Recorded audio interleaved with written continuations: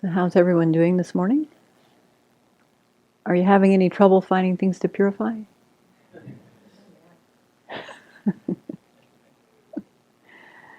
Did yesterday seem like a very long day to you? No? Yes? Yes? It was a very full day, wasn't it? Okay, so again this morning let's start by reciting the mantra 3 times, and then we'll sit quietly for 4 or 5 minutes, just watching the breath or visualizing the Buddha image if you have that practice. And then I'll set the motivation and we'll go from there. Maybe take a moment to visualize Vajrasattva in the space in front or on the crown of your head.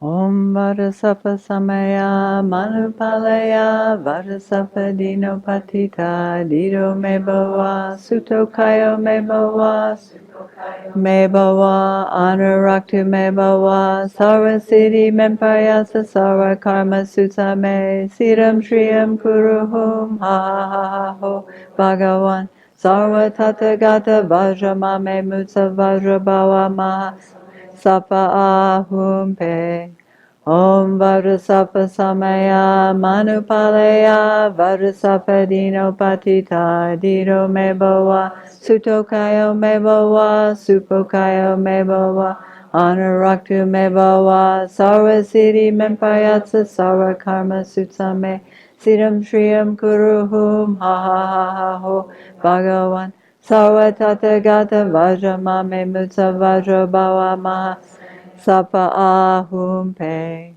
Om Vajrasattva Samaya Manupalaya Vajrasattva Dino Patita Dido Me Bhava Suttokayo Me Bhava Pokayo Me Bhava Anuraktu Me Bhava Sarva Siddhi Mempayatsa Sarva Karma Sutta Me Siddham Shriyam Kuruhum Ha Ha Ha Ha Ho Bhagavan Sarva Tathagata Vajramame Mutsa Vajrabhava Maha Samaya Sapa Ahum Pe.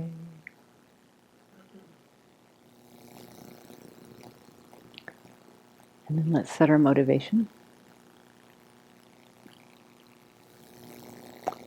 Here in retreat we have the opportunity to touch into the clarity and the wisdom and the sanity of our own mind. We also may touch into being caught up in the afflictions and the neuroses in our mind as well. And this second experience isn't to be seen as some kind of failure, because all of us are a combination of clarity and affliction, right? We're a combination. It's like 2 sides of the same coin. And so here in retreat, each session invites us to be extremely honest with ourselves and also very sincere in working with our mind. Not just chasing after pleasant experiences and rejecting anything that doesn't meet our standard.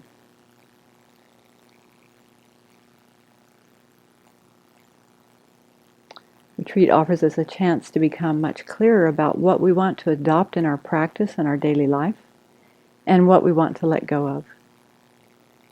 What is beneficial for accomplishing our deepest spiritual aspirations, and what just supports greater misery.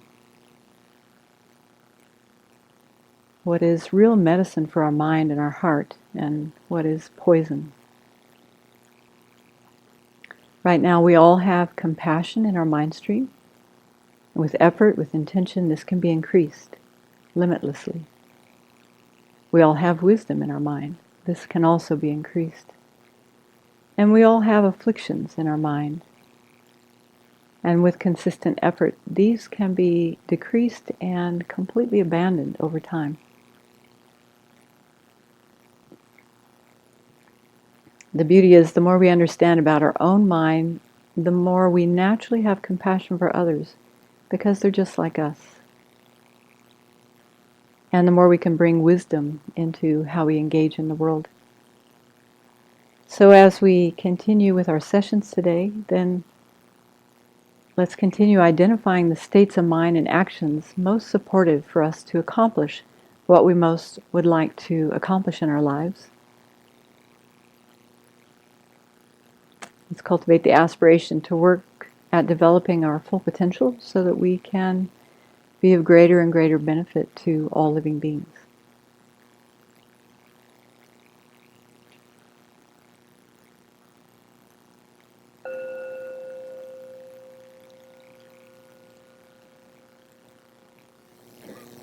So we'll continue walking through the sadhana this morning. And yesterday we spent some time talking about how to visualize Vajrasattva on our crown and the different qualities, the different aspects and qualities that those aspects represent. And so then the next part of our sadhana is about taking refuge. And just to emphasize that, as Dan brought up yesterday, that we're not doing this practice just for ourselves, but we're doing it for all sentient beings. So after we do the visualization, then we also visualize that we're surrounded by all sentient beings. And traditionally, we're encouraged to think of the mother of this life on our left, whether she's living now or not. That's fine. Just visualize your mother and our father on our right, and all our relatives around us, and all living beings in human form surrounding us. Often you'll hear about imagining people we have difficulty with right in front of us so that we remember to practice for them. We put them in the care of the Buddha and put them right in front of us. And then once we've established that, then we take refuge in the three jewels. We say, I take refuge in the three jewels. I will liberate all sentient beings and lead them to awakening. So this is the power of reliance that I mentioned yesterday. And this is how we restore our relationship with holy beings, by taking refuge in them, in the Buddha, Dharma, and Sangha. And we restore our relationship with sentient beings by generating bodhicitta, wishing for them to have lasting happiness and freedom from suffering. That's a big wish. It's a tall order.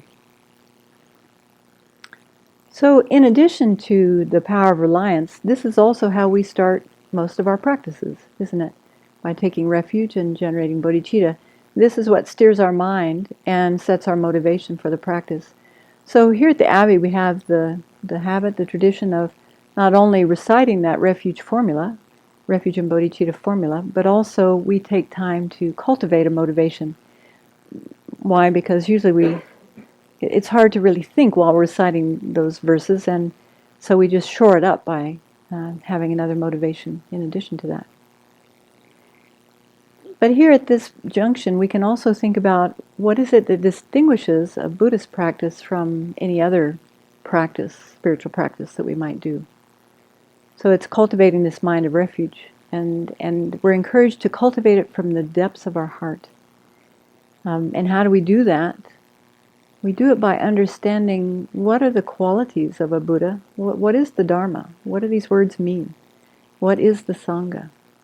And so that's a whole study unto itself, isn't it? To really take time to think about how does an ordinary mind stream progress to become fully awakened?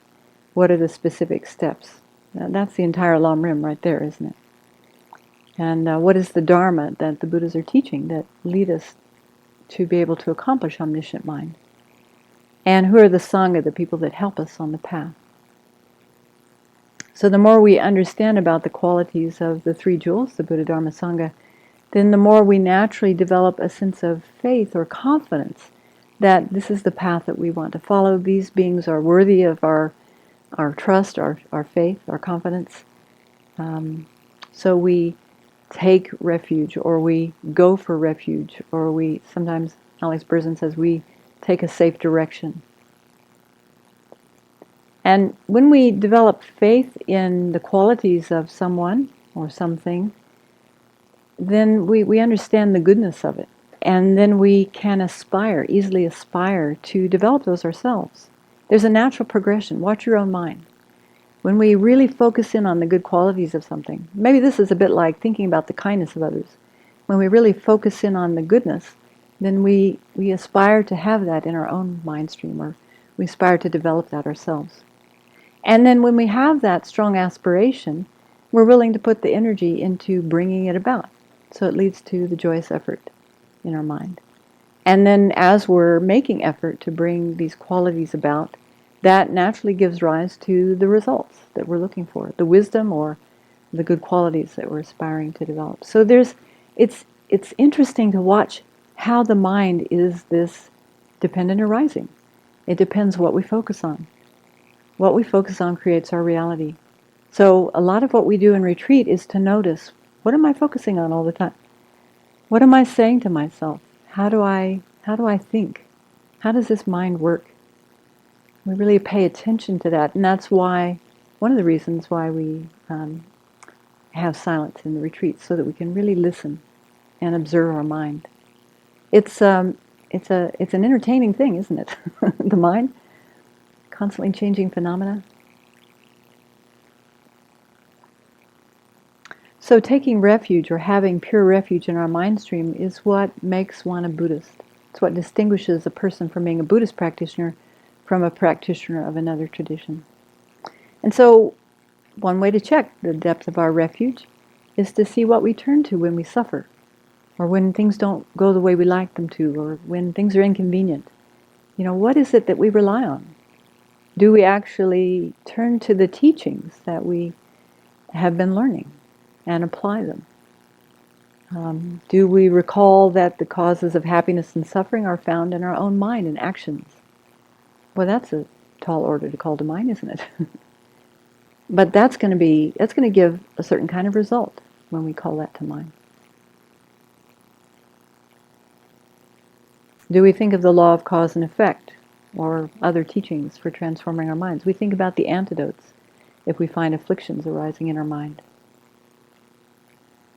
So it's very helpful, it's necessary to really investigate how much we rely on worldly refuges right now, taking a very short-term approach to our suffering, our dissatisfaction, our dukkha. I don't remember if it was Lama Yeshe or Lama Zopa Rinpoche. One of them was often asking his students, he said, we're always taking refuge. We take refuge all day long. What do you take refuge in? And it's a good question. So think about it. When you feel lonely, what do you take refuge in? When you feel sad, when you feel anxious, what do you take refuge in? When you feel restless or bored, what do you take refuge in? When you feel angry, what do you take refuge in? When you feel hopeless or despair, what do you take refuge in? It's worth investigating, isn't it?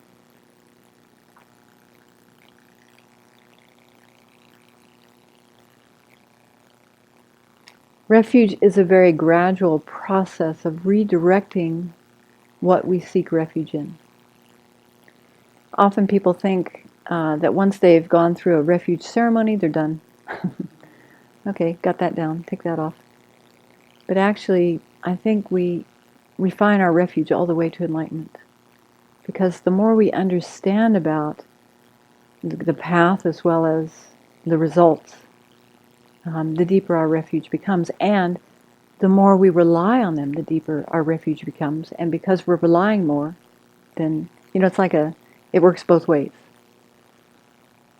The more we rely, the deeper our refuge. The deeper our refuge, the more we rely.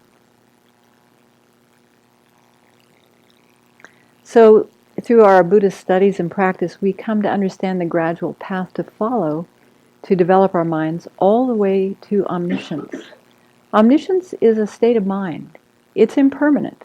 It has causes, very precise causes, and those causes have been spelled out by the Buddha.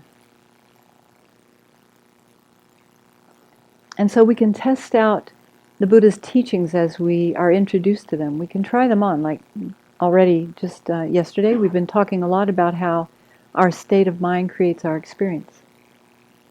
Now, maybe we can't test out the full extent of that in terms of the causes we create now will influence what we experience in the far future lives. But we can investigate very clearly for ourselves how what's happening in our mind influences our experience. And so again, it comes down to, what am I focusing on? And in those moments when we find we're focusing on things that we know are not going to bring us the results we want, we can choose to change our focus. That's a huge practice right in itself.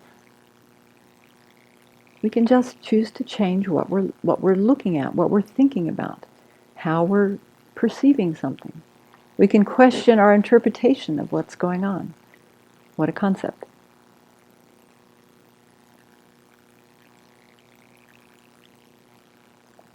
In this day and age, probably a number of us have gone to intoxicants for refuge, haven't we? How did that turn out? Did that work very well? There's sure a lot of emphasis for us to take refuge in Mr. and Ms. Perfect Partner. How's that working out?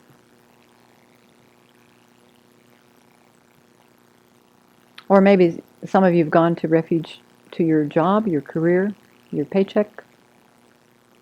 You know, these things are conditions for happiness, and we need them, no doubt about it. You know, we don't need to throw all that out. But we just need to have an honest relationship with it. That's what we're trying to do here, is to see that these are contaminated conditions. They're part of samsara. They're in the nature of suffering. They're impermanent. They're in the nature of suffering. And so we can have realistic expectations of them instead of letting our minds run away with unrealistic expectations. Our mind easily develops attachment for these temporary conditions for happiness. And then we're often running, exaggerating the positive qualities above and beyond what's there. That's so helpful to recognize when the mind's doing that. We're imputing, we're exaggerating, we're embellishing the positive qualities were there to the exclusion of the more realistic aspects that are also there. You know, things come as a package. Positive qualities, negative qualities. And then because of attachment, there's clinging. Oh, isn't that a lovely feeling? Clinging. I have to have this. I will die if I don't have this. It's painful, isn't it? There's a little buzz that comes with attachment. We like that part of attachment. But focus on the clinging and the not getting, or the getting and then being disappointed. You know, we have to have the full picture of attachment, not just the buzz.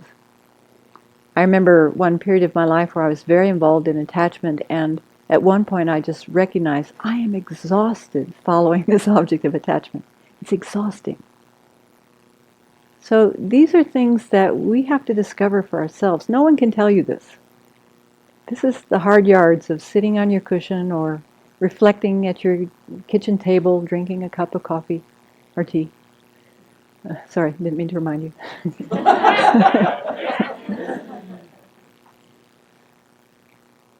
So can we see how our refuge from suffering gets hijacked by attachment? It's a nice way to think about it.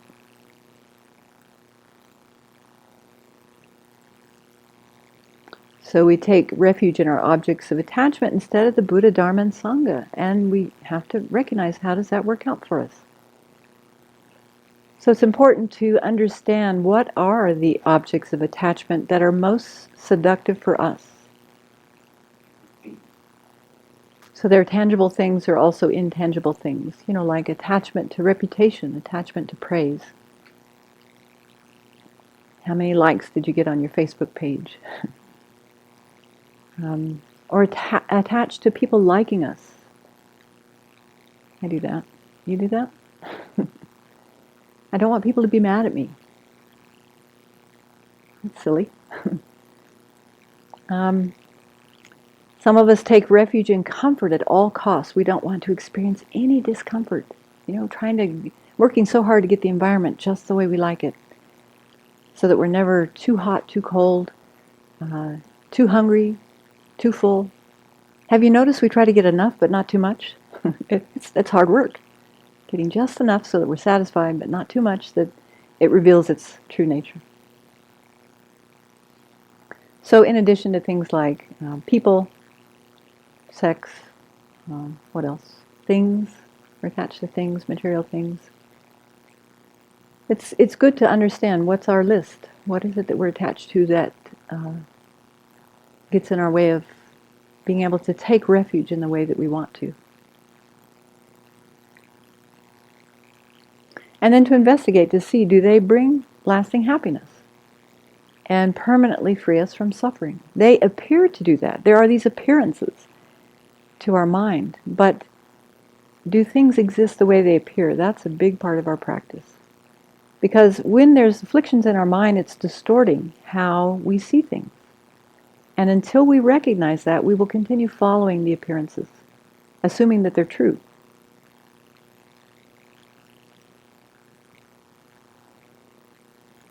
So why should we go to Vajrasattva instead of one of these other things for refuge? Well, if we think about the qualities of Vajrasattva, we'll find that he has accomplished what we aspire to accomplish. He has perfect happiness and well-being 24/7. Imagine. No matter what's going around him, his mind is peaceful. He no longer reacts with anger or attachment or jealousy or resentment or pride. His mind is completely peaceful, no confusion. He has unflappable well-being no matter what's going on around him. Does that sound pretty good? And he's developed his wisdom, compassion, and ability to help others to a consummate degree.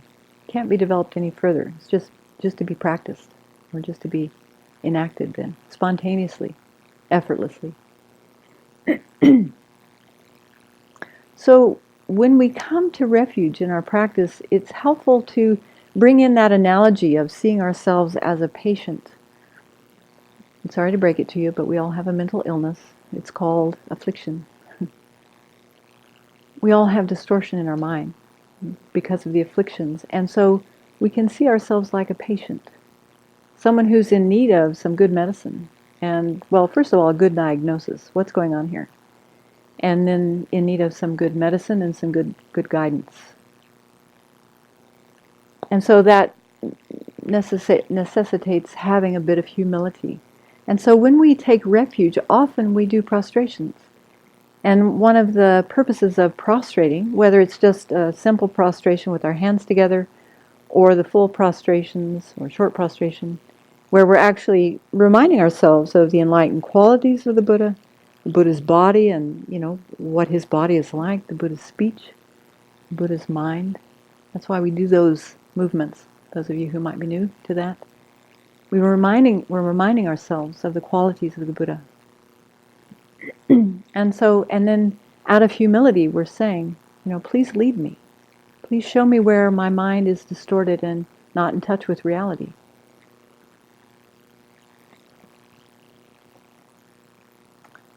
So, as we talked about yesterday, if we continue to look outside of ourselves for happiness in other people, like lasting happiness in other people, situations, experiences, objects, then, those things cannot live up to our expectations. That's another really good investigation. We have expectations. We have unrealistic expectations. And notice how the mind is like a yo-yo. It just goes up and down. We're elated when we get our object of attachment. We're deflated when we don't get our object of attachment. We project unrealistic expectations onto an object that it can't possibly fulfill. So our teachers kindly point this out to us. The teachings kindly point this out to us. And they keep asking us, is it working? Taking refuge in samsara, is it working?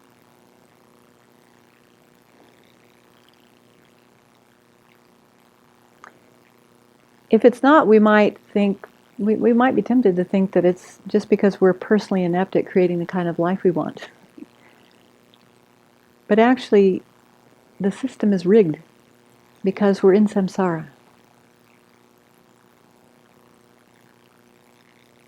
We trip ourselves up thinking that our problems and suffering are due to the people around us and circumstances we find ourselves in. So our refuge can also get hijacked by anger, aversion, those kinds of mental states. And anger causes us to exaggerate the negative qualities of people, things, situations, ideas, above and beyond what's there. And it prevents us from seeing the positive qualities that are also there. And then because of that distortion in our mind, there is this inability to bear what's going on, right? It just becomes unbearable, and then we have to do something. And so we harm in some way. We push things away, we push people away, we harm with our speech, or we withdraw. That's another very aggressive act. I'm just going to take my affection from you. I'm not going to shut down.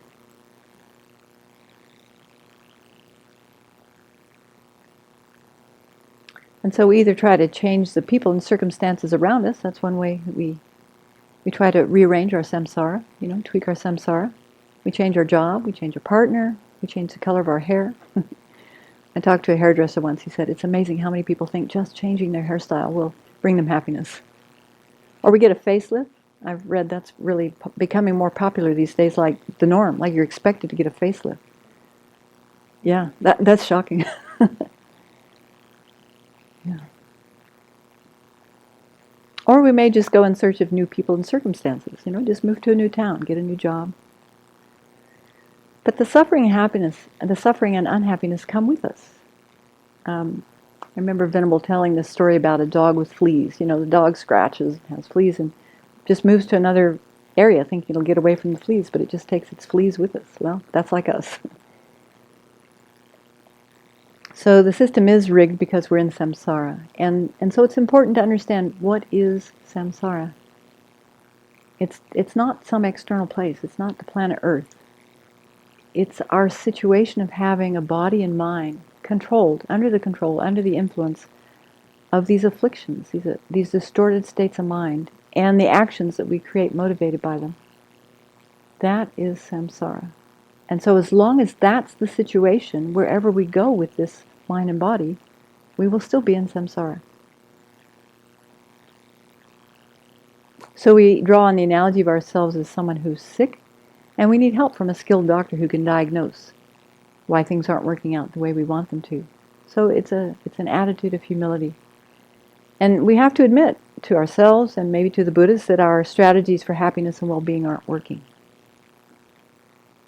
That goes against the grain, doesn't it? Because I think most of us like to present ourselves as if we have everything together. We're all together, we're in control. But actually we turn to Vajrasattva, who is like the doctor, with a more humble attitude. I need your help. Do you have that attitude in your mind when you're doing the practice? I actually need your help. I'm unhappy. My mind is not well. I need a different kind of medicine. So this is the kind of attitude that we need to have when we go for refuge. So approaching the Dharma with some humility helps to counter the arrogance or the pride that we might show up with. Arrogance makes our mind very hard and inflexible, like a leather bag that's been left out in the sun. Do you know what that image is like? Does that bring an image to mind? It's not workable. Nothing penetrates it. It's not soft. It's not flexible. So our mind becomes like that due to pride. Also, our mind becomes like that when we hear teachings and we don't practice them. Our mind becomes callous to the Dharma. So if we find that that's the case, then we can think about how to develop a little more humility in our practice. So that and purification is one way to do that.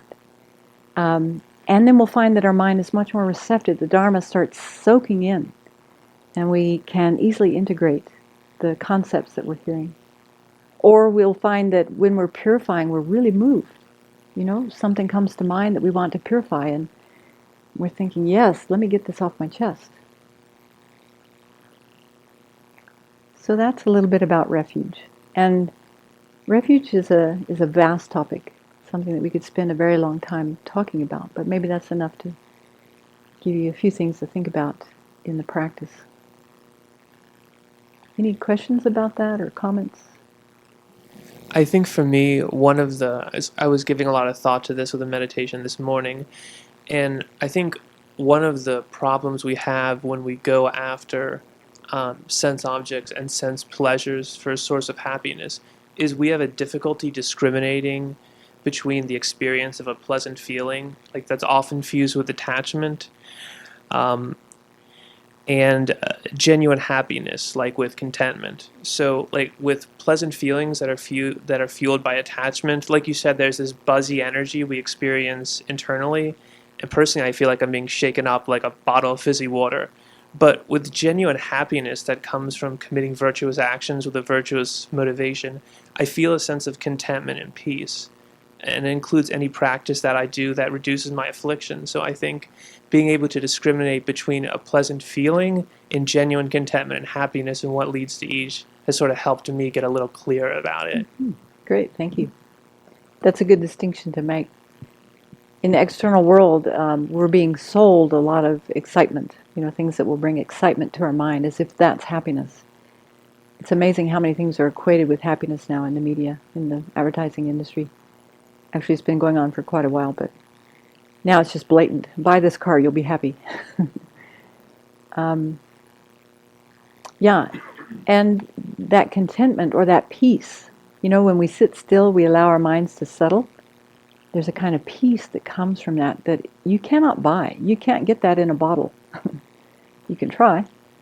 But it's a different kind of happiness, isn't it? So that's like a temporary experience of happiness, and then that gives us a taste of what we're aiming for, where we're headed. I can only begin to imagine what the peace and happiness of a Buddhist mind is like. Mind that is completely purified of anything that would disturb it. But that's worthwhile giving some attention to. I remember some people along the path saying, we talk a lot about suffering, but what about the end goal? What's that? Tell me more about that. And it's difficult to, because we're not there. But we can imagine what it would be like to not have that buzzy, agitated excitement in our mind, or the pain. We all know the pain of anger, I think, pretty clearly, although it does require even more investigation. But even things like jealousy. Ooh, jealousy is painful. Pride is actually quite painful when you get up close to it. All the afflictions. So really understanding what's happening in our mind is important so that we can ferret out what is real happiness, the happiness that we're aiming for, and what is just something that is a semblance of happiness, or which is really more like excitement, which includes this agitated state. Yeah. Yes. Yeah, I just wanted to echo what Greg said, because coming to live here and live a renounced lifestyle, I feel like it's overcoming an addiction to that buzz. Like, that's kind of all I've known to be happiness, and I really didn't have a sense of what this deeper contentment or peace really felt like. So I've gotten more and more an idea. But at first it was very hard to give up the worldly pleasures, because it felt like I had absolutely no happiness. So I think until you find that peace in meditation, it's very hard to really give up these external things. It has to be kind of side by side. Mm-hmm. And then I wanted to share an experience of being hijacked by attachment from my refuge. Like, I remember right before ordination, I got this really strong sense that I had failed in life. And that was the only reason why I was pursuing ordination. And I knew it wasn't true, but it was a very strong just emotion almost came over me, like, you just didn't do it right, you're so the implication is maybe try again. And thankfully I knew, and other people counseled me, thankfully. But yeah, that really came up very strongly. I felt like it was my own personal failing that I wasn't able to find happiness in samsara. Yeah. I imagine you're not alone. Yeah. It's the setup. There's a lot of information out there saying you can have happiness in this worldly way. If you only had this product or this experience or this person. Yeah. And we bite that hook. Yeah. Yeah. I was thinking about how sometimes it's hard to let go of those worldly attachments or those short-term happiness pieces, because there's a guilt associated with it, especially when you're an outsider that comes to the Abbey and visits. I think it's hard to kind of see what's happening here in a sense and then feel comfortable with the fact that you're living a really different life than that in certain ways. And so I think it's, in a way, it's hard to acknowledge it almost. Or I was also, it sort of got all mixed up in my head with, I teach middle schoolers and constantly battling them with their technology. They love their phones. I had a student confess to me that her phone told her she spends an average of 13 hours a day on her phone. It's very sweet of her to be honest about it. She came to me after school, but and I tried to explain to them, you guys, there's like this really nice space that exists when you let go of those things a little bit. And they don't want to believe me. And they're like, you're just an old person. You didn't have a phone when you were a kid.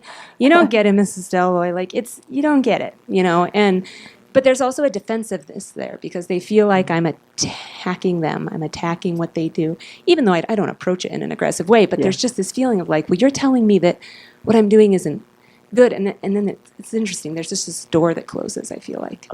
And that's a little more extreme than how I feel about it all. But, it's kind of interesting to watch that happen. Yeah. I'm curious, do you have a social emotional learning program at your school? We do, but the kids don't really like it.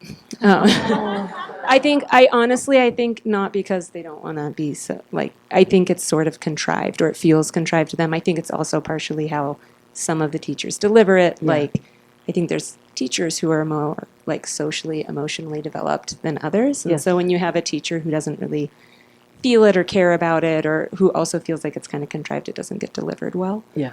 But I'd say That's a overall, our shame. school culture, there's definitely a push for that in our district, which I appreciate. And I think we'll come to the right thing. It's just we're working on it. Yeah. Planting seeds. And if I may, for what it's worth, since the mic is so close, respond to Kunga. I mean, for what it's worth, I think you are the smart, successful one. In fact, all of you up there, I think, are the smart, successful ones because you're brave enough and courageous enough to try to do it differently. So,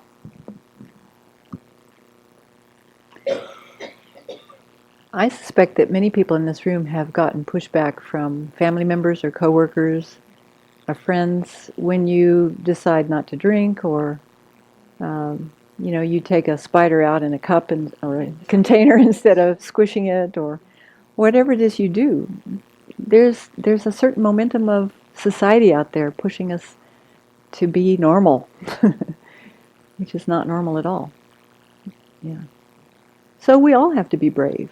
And there are lots of tools here to help us. The more we develop our conviction in these teachings and in the Buddha Dharma Sangha, then the less any kind of pushback will affect us, I think.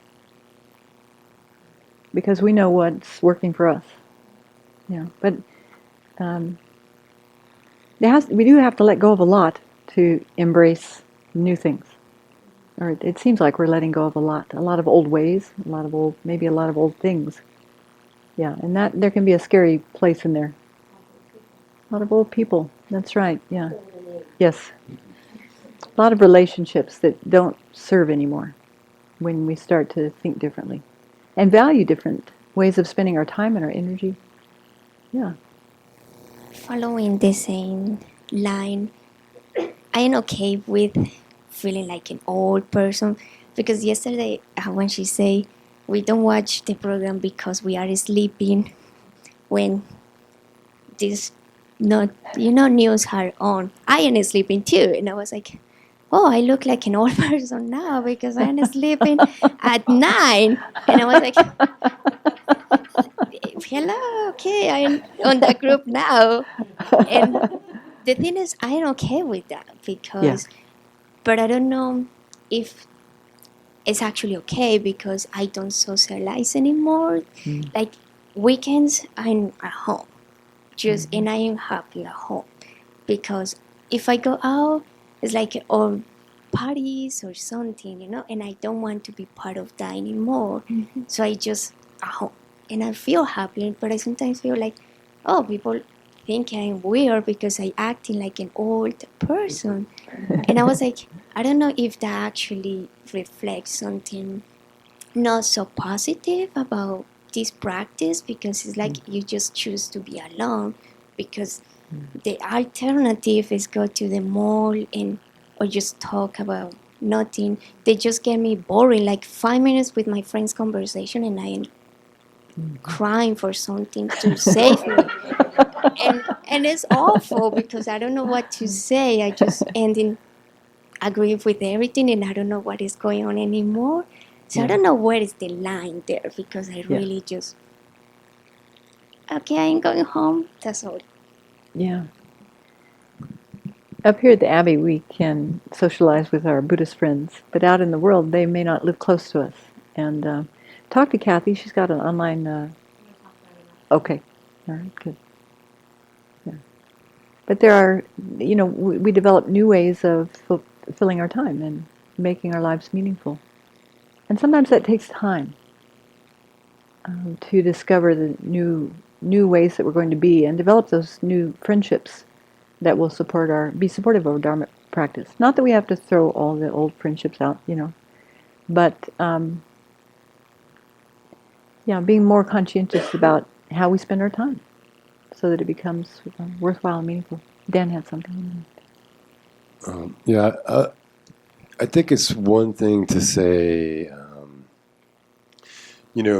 take refuge in virtuous things, abandon non-virtuous things, don't take refuge in them, lessen our attachment. And if you do take refuge in virtuous things, you will be more content, you will be more happy. It's one thing to say that, and then, my experience shows me that too, but I think even more tangible actually than my own experience, which of course is important. My mind and my heart go always again and again to His Holiness the Dalai Lama because, what does he take refuge in, and how does he live his life and completely dedicated to benefiting others? And he could easily be attached to being the Dalai Lama, the pampered life that comes with that. But there's this unshakable joy that comes with his practice and from taking refuge in the right things. And so, like, for me, it's one thing to say these things, but to see a living example of that's so important. Just inspiring. Mm-hmm. Yeah, I think there's a whole spectrum of those role models around us. Yeah. Did you have something? Just to follow up on ID's comment that for a long while I was experiencing the same thing that she was referring to in terms of no longer finding topics of conversation that were fulfilling with friends and family. But after a while, and actually more recently, one of the things that I have found is that in abandoning those other topics of conversation, I've been able to find topics that are much more fulfilling and connecting, to the point where I feel that I have been able to connect with my family in ways that are much more, how can I say, nourishing than before. And the experience was so, I think was felt on both sides, in that, I received a comment from my brother that he thought we've never had such a deep and nourishing conversation as we've had lately, and that he really wanted me to keep on coming to his house so that we can continue. And so I don't think I would have allowed myself to get to those spaces if I had not done the work of coming here and looking at myself in different ways and connecting with the Dharma and finding ways to open up and really reach out genuinely and honestly and compassionately. So even though it takes a long while, the work does pay off and it can be felt. Beautiful, thank you. Andrew? One thing I've found that challenging is as I find peace and joy, I become much more aware of the suffering of other people, and holding both of those I found to be a challenge. Like, you think about the Dalai Lama and how joyful he is, but he's also so aware of the suffering of humanity. There's almost a contradiction there. It seems hard to hold. Uh-huh. No guidance on managing that? When I think about that, what helps me most is to have a longer view. So what I'm trying to do is going to take lifetimes. And so, because this is a big difficulty, this suffering, isn't it? And so, we can tweak things here or there in this life, but to really be away from the suffering, we're going to have to become fully awakened. And so that's going to take some time. And so I put my attention to that. And so I have a longer view. Yeah.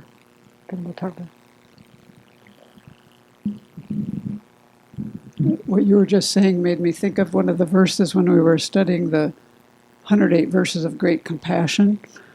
And it made me realize that the bodhisattvas have to have a lot of fortitude for this very reason.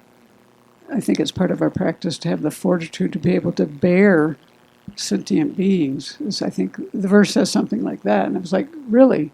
That's their experience? And I think that there is. I think there is being aware of suffering is something you have to learn how to work with. And I think that's one way of developing fortitude. And also I think because they can see that beings don't have to suffer, that, there's an out.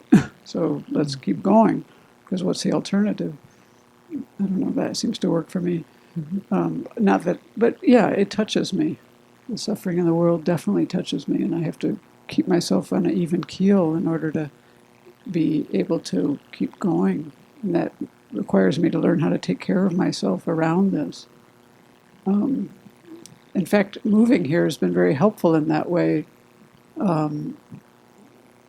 because I was around a lot of tragic things in my life, watching people's lives be they still are, just a wreck.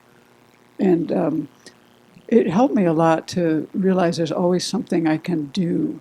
I used to feel kind of helpless, codependent, and powerless in these situations. And now I never feel that way. If it comes up, it will be brief because I've learned how to work with it. There's actually always something I can do, because I can get myself on the cushion and I can work all these things out of my mind and get to a place of equanimity, so that when there's something I can do, I'll be able to. Because otherwise I won't be able to. I won't be around, and I won't have any capacity. So this has always been this is one of the best things I've ever learned in moving here, in dealing with my own personal world and my difficulties in it, and the things I found challenging. I actually don't feel the way I did at all. But the reason I wanted the mic is because I was thinking about what you were saying about the change in your friendships. And it made me think of something Ryder said last time he was here. It was so nice, because I think we're maybe a lot like each other in this way, but I had never really acknowledged it or even allowed for it in such a okay way. I think you said something like, I don't really like socializing. I like working on projects together with people. And, I actually do like socializing, but I actually more enjoy working together with people on things. I think that is just a blast. And that's another way to be with people in a meaningful way. Like, maybe if you were building a Habitat for Humanity house, you wouldn't have to talk about some of the stuff that people are talking about. You could be doing something with people. It's really beautiful thing to work together with people on a project. I think that's like one of the best things going. Like offering service Saturdays. There's a very beautiful chapter, Andrew, in Venerable Children's book that she wrote with Russell Colts, An Open-Hearted Life, where she talks about the difference between compassion and personal distress. And I know that I am very prone to fall into personal distress when I read the front page of the New York Times. So I have to be very careful. And I think just knowing that that's the self-centered thought sabotaging my compassionate orientation, I can get sucked into this vortex where I get totally discouraged about the state of the world. Now my new vortex is climate change. Well, it changes day by day, actually, but just really seeing that the self-centered thought is always at work in my mind, and that when I start getting sucked into that personal distress vortex, I've lost the people I'm feeling concern about. And now it's all about the suffering that I'm experiencing, and that's the self-centered thought. So just, I would reread that book. It's a magnificent book written for the planet, not really Buddhists. An open-hearted life. And there's wonderful ways of cultivating compassion and then the personal distress part. Great, thank you. That reminds me that Nicholas Kristof, do you know him? He's an opinion writer or he's a featured writer at the New York Times. And once a year, he writes an article about what's good in the world, because he feels at least once in the year he should do that. And so I just read it the other day that, of course, the things are still going on. There's climate disasters and there's all sorts of problems we know about them, and not to mention what's happening in our country. But he said, at this time in our development as a civilization, there is more literacy than there has ever been. And he links this, it's not just about reading, but literacy is linked with people having more choices in their lives and a better outcome. There's less poverty, less people living under the poverty level than at any other time in our evolution. And there are fewer disfiguring illnesses like elephantitis and polio, and leprosy and others. And so it is good to keep a balanced view that yes, there's a heck of a lot of suffering, and there's so much good in the world. And His Holiness has berated the news, the media many times that that's what sells. They report what's not going right instead of all the good things that are going on every day that we could rejoice in, and we can rejoice in. We should rejoice in. Yes.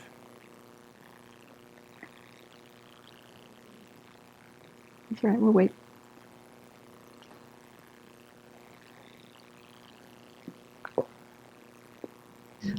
I wanted to also respond to Heidi. This whole idea that I'm afraid that I'm going to get, I'm not going to have any friends and I don't be able to sit by myself. When you make these profound life changes, new friends appear in your life. It's almost like magic, and when you follow kindness and follow goodness, people who are kind and people who are good will also appear in your life. And so maybe you'll have a friend suggest that you go to the library instead of the bar. That's what happened to me when I quit drinking. A lot of people just sort of fell away, and a lot of new people profoundly showed up in my life with so much grace. So, lovely. Okay.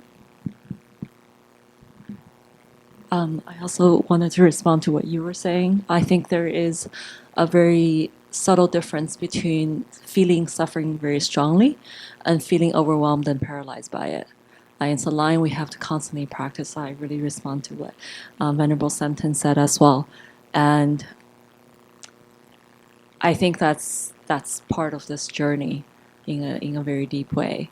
For me, I really benefited from Native American practice, and there's a lot of similarities from Tibetan Buddhism to that. Mm-hmm. And they have a lot of prayers that are very much similar to the chants that makes one humble. And they often say, "I'm pitiful. I want to live. Please help me." Asking the Great Creator, which is very, very similar to our taking refuge. So feeling deep suffering I think is necessary for us to recognize that we can't do it all, that we need to take refuge, that our life is pitiful, not in the sense of pathetic, but pitiful in the sense that we're small and we have incredible power, but we're also incredibly human. And this life contains a lot of suffering, and we need to feel greatly in order to ask for help in a real way.